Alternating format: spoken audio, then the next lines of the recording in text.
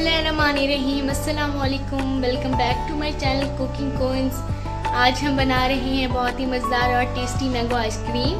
Mango ice cream बनाने के लिए हमें जिन चीज़ों की ज़रूरत है, हमने कुछ मैंगो लिए हैं। इनमें से हम 3 मैंगो यूज़ करेंगे। 1 कप हमने चीनी का लिया है।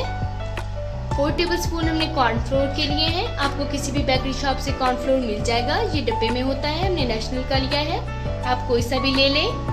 1/2 टीस्पून हमने पिसी हुई इलायची ली है। थोड़ी सी हमने खोपरा ली है और इसे ग्राइंड कर लिया है। और 1 लीटर के करीब हमने दूध लिया है। चलिए तो दोस्तों, हम मैंगो आइसक्रीम बनाना स्टार्ट करते हैं।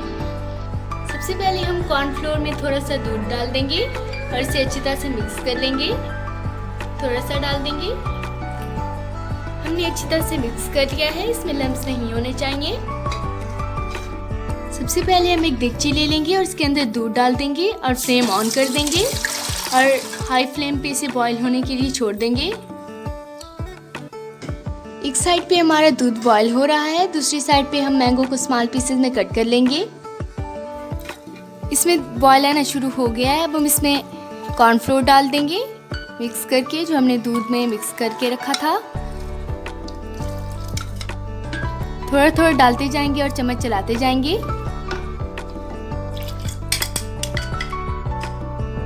और फ्लेम को मीडियम कर देंगे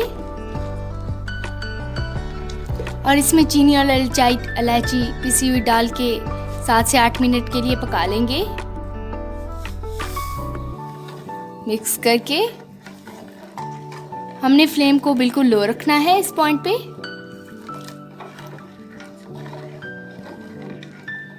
और इसमें मुसलसल चम्मच चलाते रहेंगे ताकि ये नीचे ना लगे, और साइड वाला दूध भी इसके अंदर डालते जाएंगे। 6 से 7 मिनट गुजर चुके हैं। हमारा दूध गाढ़ा हो चुका है कॉर्नफ्लोर की वजह से और इसमें क्रीमी टेक्सचर आया है। अब हम फ्लेम को ऑफ कर देंगे और दूध को ठंडा होने के लिए छोड़ देंगे।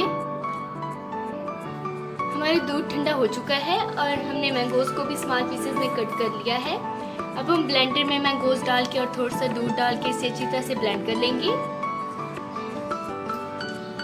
जी, हमने मैंगो को अच्छी तरह से ब्लेंड कर लिया है। इस पॉइंट पे आप शुगर भी टेस्ट कर सकते हैं। अगर आपको कम लगे तो आप इस दूध में शुगर डाल के दोबारा ब्लेंड कर लें, तो चीनी अच्छे से मिक्स हो जाएगी। अभी हम ये वाला सारा जो ब्लेंडर में हमने मैंगो ब्लेंड किए थे वो डाल देंगे दूध के अंदर और मिक्स कर लेंगे अच्छी तरह से।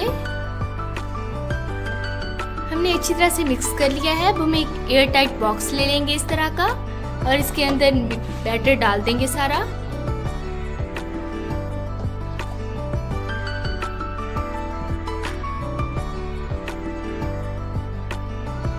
देखिए जी, ये कितना गाढ़ा बना है।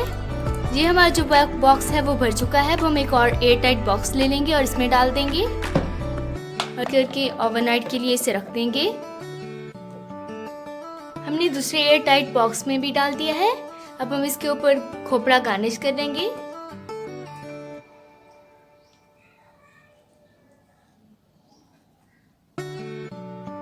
अब हम दूसरे बाउल में भी गार्निश कर लेंगे।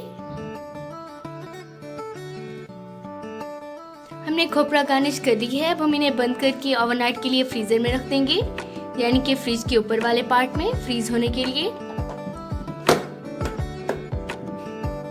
चलिए तो मिलते हैं अगले दिन। हमने ओवरनाइट के लिए आइसक्रीम को फ्रीज होने के लिए रख दिया था। अब ये फ्रीज हो चुकी है। अब हम इसे खोल लेंगे और छुरी की मदद से इसके साइड्स निकाल लेंगे इस तरह से।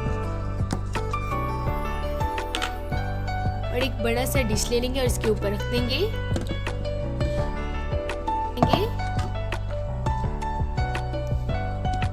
हमारी आइसक्रीम निकल चुकी है। अब हम एयर टाइट बॉक्स को उठा लेंगे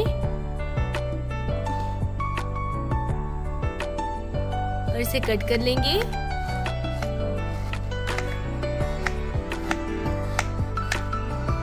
और इसे इस तरह से कर लेंगे, दरमियान से कट कर लेंगे।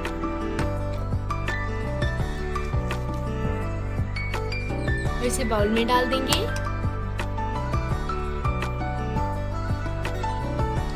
अब हम इस पे एक ड्राई फ्रूट स्प्रिंकल कर देंगे।